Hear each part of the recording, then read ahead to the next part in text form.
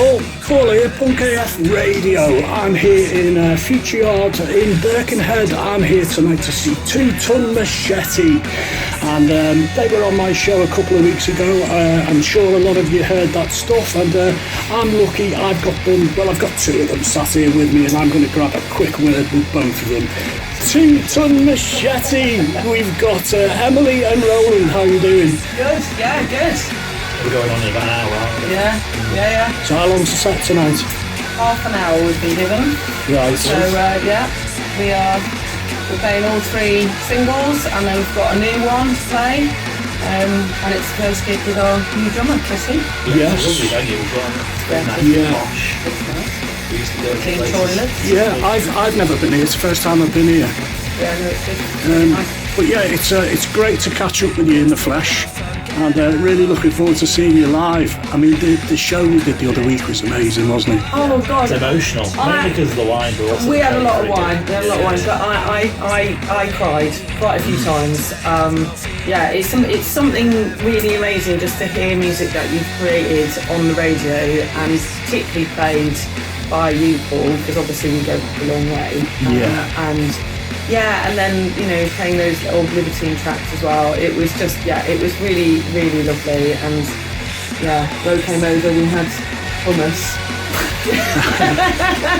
Hummus, wine, we had some feta. We had some laughs, we had some tears as well. Tears and laughs. I must admit, it got me as well right at the end when I was presenting that last track, because we go back so far. And being in that lucky position of being able to be able to do that for you. Well, I mean, it means a lot. It means a lot to both of us, doesn't it? But it means a lot to me. And I think I remember Paul actually. So we got back in touch, a few years ago because you were doing the punk hair stuff, and I remember. You'd come across me doing bits of, sort of session singing and wedding singing, and you'd said, like, what are you doing? You write some music, please. Why aren't you doing it? You told me the story about it was like a punk rock intervention. I mean, the timing of all of this, it's funny how life goes full circle. I'm making this film at the moment, or my own story, my own history, and you're part of that, Emily, and Ninja as well.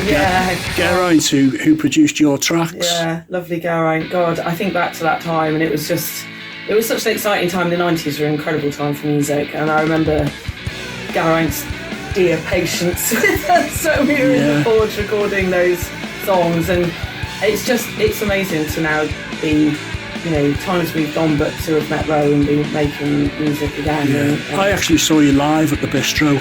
Yeah, God, in real, wow, that is a long time ago. What's the Bistro? It was this amazing little venue. It was like upstairs, wasn't it? In real. It was like where all the alternative crowd went. Yeah, and Geraint used to do the sound there as well, so it was like amazing for us because we were like, oh wow, we've got a sound guy, and it produced like our tracks, so we knew what our music was. It was So let's talk about Tonne Machete. The name.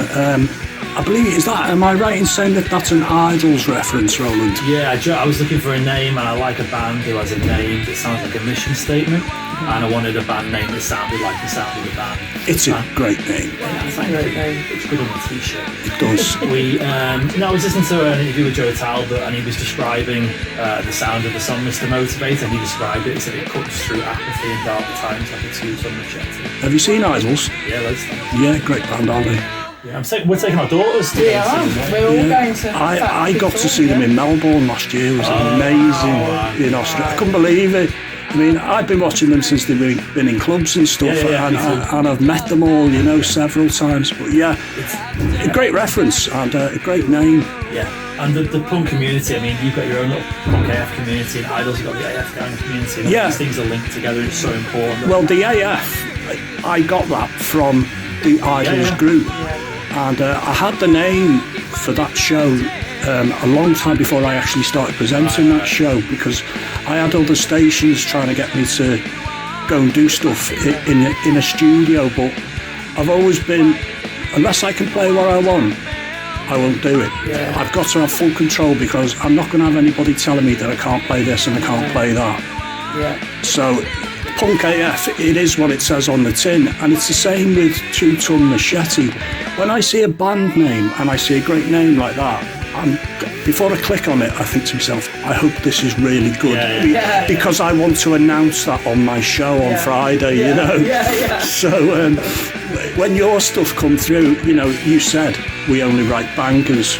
Well, I only play bangers, so it's a perfect fit, isn't it? I think it's like a fan of punk music, and you know, every gig I'm always in the pit, so the music's reverse engineered. It's fun mosh pit basically. There's no fillers, there's no quiet ones particularly. So what else influences you musically? Do you want to go first?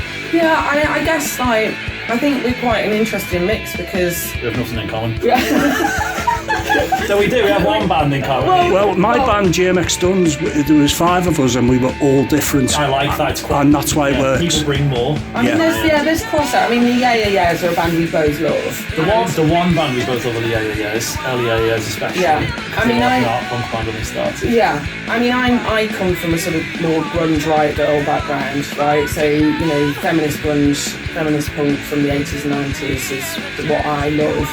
I mean, you've got more of a punk background rather than... I'm just full of Russian all the time, so no, currently it would be Idols, or I'm on the Sniffers, or I love Chalk at the moment. Yeah, it's a great band, Got me into Chalk, that song Velodrome last year, it blew my brains out. Yeah. And I saw them in Soup doing it, and I was going fucking bananas. It was great. I'm finding some amazing bands. You know, I can't believe the stuff I find. I was fortunate enough, I met Joe Strummer at his last gig in Liverpool before he passed away. Wow. And he had a chat with me because I was 16-ish. It wasn't at the Royal Court, was it? It was at Academy, the Uni. Oh, right. I saw the Clash at the Royal Court. I drunk too much and I can't sit outside the park bench, and Joe had a chat with me. He came over to check on me. We had a little chat, and then he brought me in. And I've got his autograph from the hallway. Great. And he had a little chat with me, and I'd grown up with the Pistols and Ramones and, you know, all punk stuff. And you read about community in the 70s and that, but in the sort of 2 minutes I spoke to him, I sort of got it. Yeah. And he made fun of my name as well. He said my name was Two Jabs. I said, I want to form a band. He said, I see science mix. He looked at me and said, roll music, you can't really and he said, call yourself Roll. Well, Joe, you got it wrong, because fucking Roland is in a punk band. So it took a while. It was 20 years ago. It was a long run. But then more recently at Idols and the Sniffers, I'm really heavily influenced by 2 guitarists. One would be Nick Zimmer, who's a 6-string guitarist in the AES, and one is East Bay Ray from the Dead Kennedys. Brilliant. And I apply this sort of technique onto the bass. And my biggest influence is a 2-piece band called Death from Above 1979. Not heard them. Who are basically the original world with all the horrible dancey pop producing crap. They're really raw and really aggressive, and they've got a song called Romantic Rights.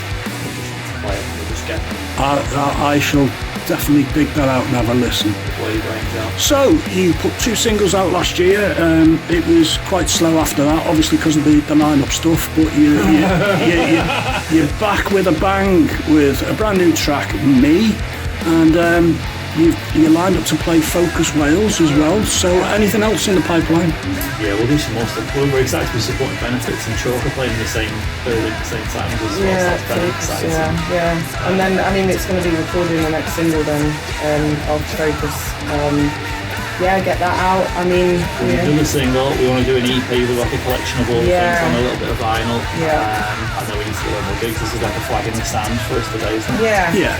It's dropped lucky for me. First gig with the new drummer, Chris. So it's really exciting to have our lineup sorted. You know. Yeah. Well, you can only move forward now, can't you? Exactly. In addition to that, sort of grungy background, my punk one. Chris is like a metal drummer, really. Yeah. He wouldn't call himself that, he's more of a hardcore metal drummer, so between us, the 3 of us, we're quite... Well, I'm really looking forward to seeing you live tonight. It's great to come down and meet you, and thanks very much for everything you've done, and being on Punk AF. Cheers. Have a great gig. Bye-bye.